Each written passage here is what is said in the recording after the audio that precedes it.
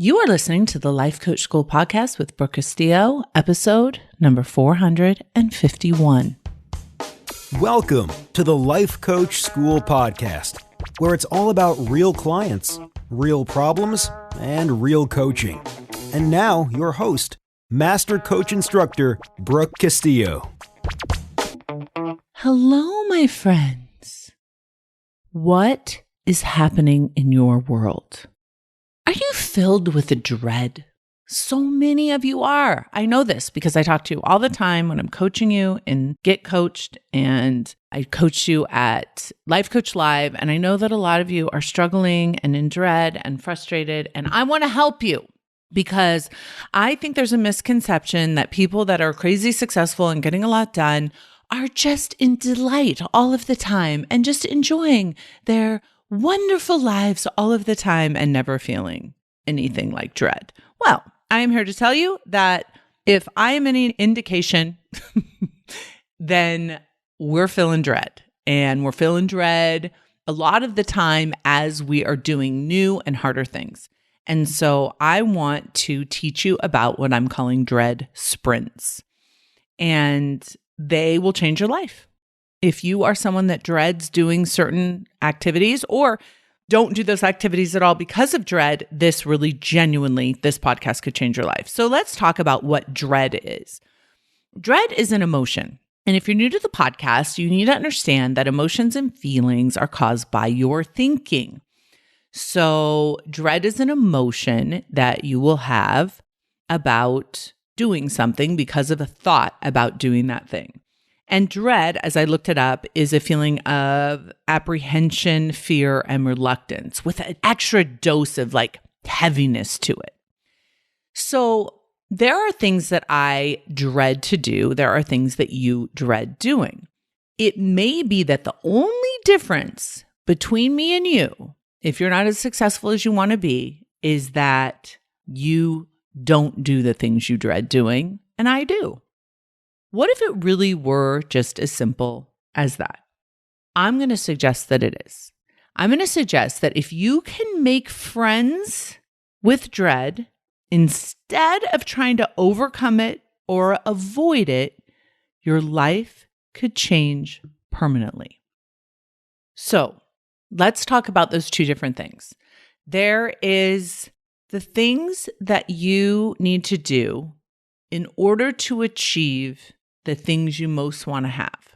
Let's use the example of weight loss and working out and getting fit.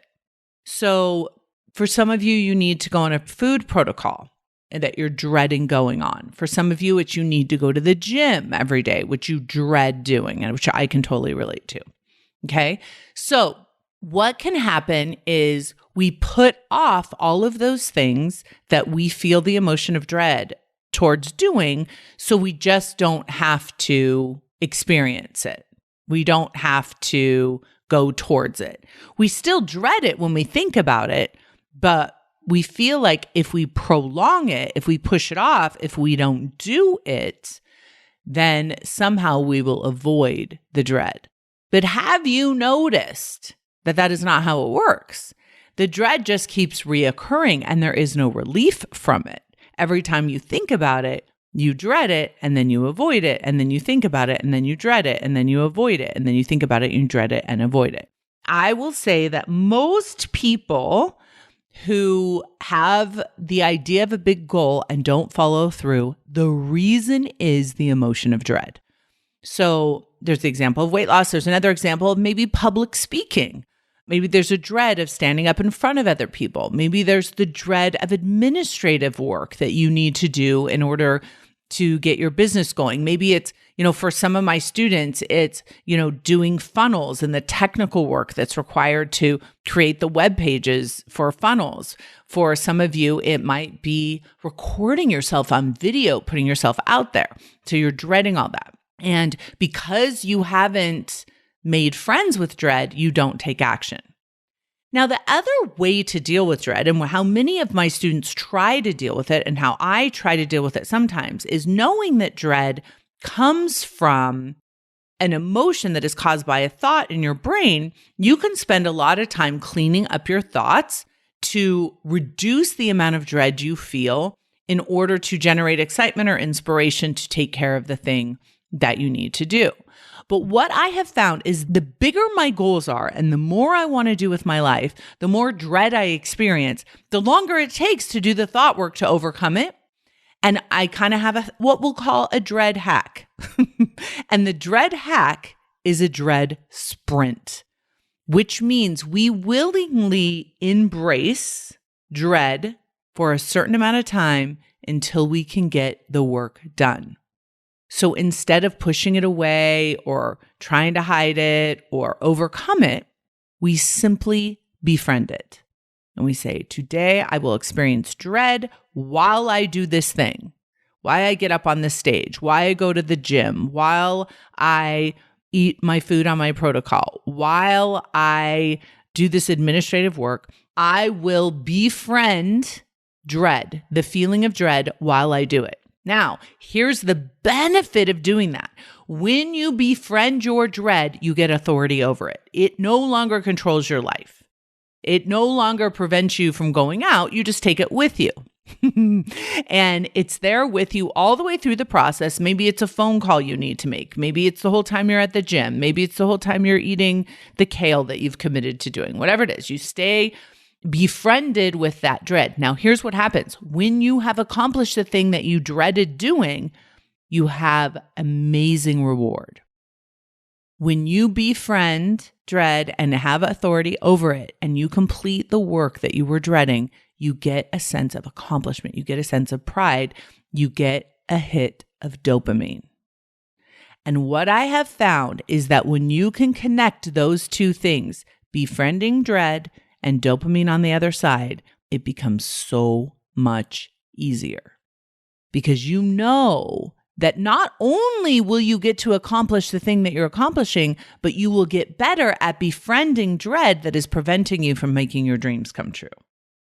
So dread is a big part of anything that requires delayed gratification, learning new things, putting yourself out there, risking rejection, any kind of tedious work that needs to get done, any kind of difficult problems that need to be solved.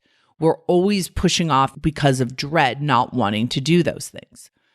And one of the things that I have become very good at doing is recognizing when I'm feeling that emotion of dread and moving towards it and seeing it as an invitation, because as soon as I do the thing I'm dreading, the dread goes away and I get a dopamine hit. If you prolong doing the thing, you're prolonging the dread and prolonging the time it will take for you to get that dopamine hit. So the dopamine hit is the same whether you experience a little bit of dread or a lot. And what determines whether you experience a little bit or a lot of dread is how long it takes you to actually complete it. So what I have found is the minute I'm feeling dread, if I do that thing immediately, the dread is shortened and the dopamine is still just as delicious. If I prolong the thing, I am encouraging dread to stick around longer than it needs to. And the only benefit I'm getting from that is the same exact dopamine hit that I would have gotten had I done it sooner.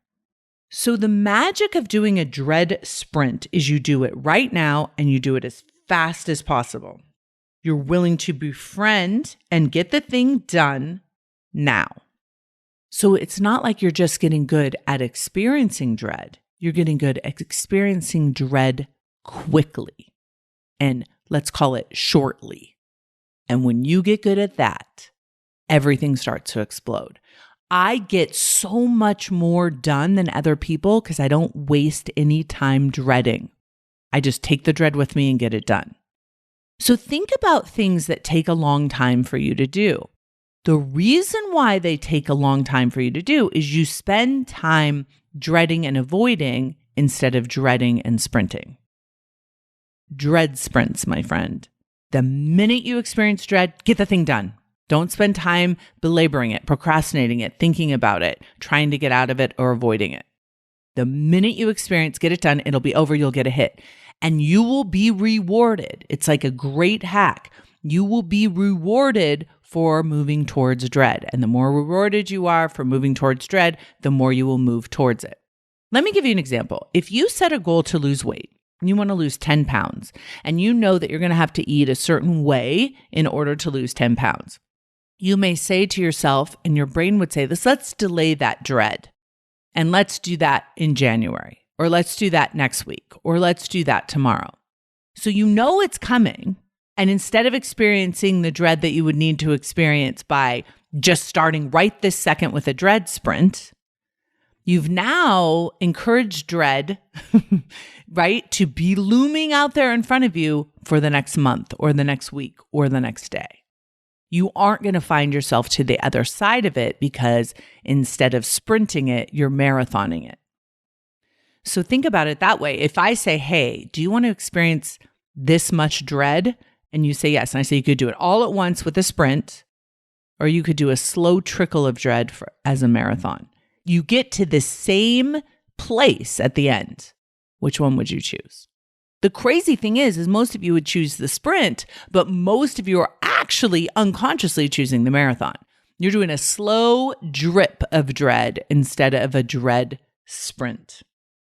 So I want you to think about the enjoyment you get by prolonging doing something.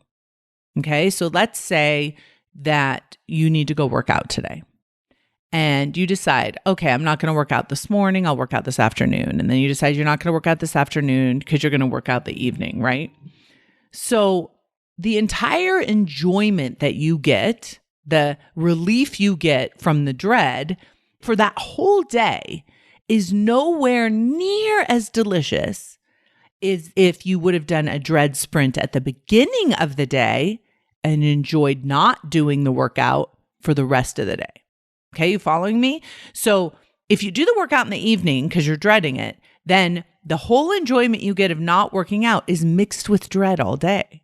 But if you do the workout in the morning and you do your dread sprint in the morning, then the rest of the day that you're still not working out, still same activity, is so much more enjoyable. Do the dread on the front end instead of prolonging it till the back end. So let me summarize this for you. Dread is caused by thoughts, so you can make it better by doing the thought work, but it's usually temporary and it usually prolongs the amount of time you experience the dread. Okay, so that's really important to understand. The whole time you're doing thought work to get over the dread, you could actually be doing a dread sprint and just getting through it. The next one is, I find it easier to make friends with it than try to overcome it. So let's talk about the difference. Overcoming it is kind of like, go away, get rid of it. Blah.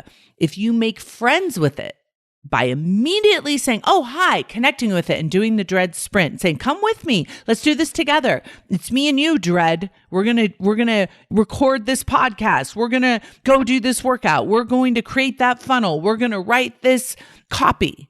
Whatever it is that's out in front of you that you'd rather procrastinate, if you just do it because you're friends with dread, you have decided that. It's kind of like you have this really efficient, amazing friend that kind of gets on your nerves. That's dread. But if you hang out with dread and you do it right away, the rest of the day is delicious. The rest of the week is delicious. The rest of however long is delicious. Don't give yourself too much time to think about it, make excuses about it, complain about it. A dread sprint is boom now. So it's like the minute you feel it, you're like, hey, this is my friend. I'm going to do this. Dread is going to give me a dopamine hit at the end if I befriend it and work through it. A good indicator is about 30% max of your work should be dreadful. Now, for some of you, that seems super high. And it depends on how big your goals are. And remember, because when your goals are big, you're spending a lot of time delaying gratification. You're spending a lot of time learning new things, putting yourself out there, risking rejection, doing tedious work, and having difficult problems. The bigger your goals are. It's almost like the bigger your life and the bigger the goals, the more you're inviting dread in. So it's like you have to know, oh, there's dread, my friend. Dread is part of the deal of having a big, amazing, crazy, awesome life. So I need to befriend it. I need to know it's going to be there. If I try to avoid it, my goals will be smaller. My work will be less. My accomplishments will be less.